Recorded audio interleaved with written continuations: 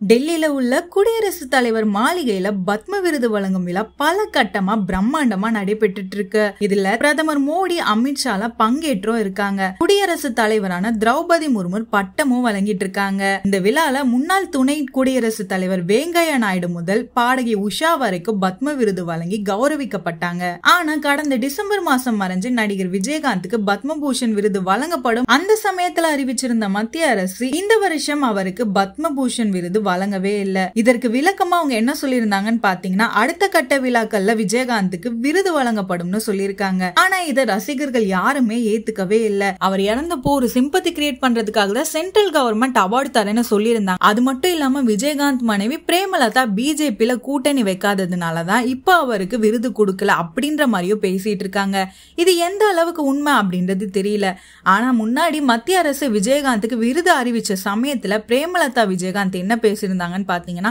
நான் ரொம்ப சந்தோஷமா இருக்கேன், ஆனா இந்த விருது அவர் உயிரோட இருக்கும் போது கொடுத்திருந்தா இன்னும் சந்தோஷப்பட்டிருப்பேன் அப்படின்னு சொல்லியிருந்தாங்க.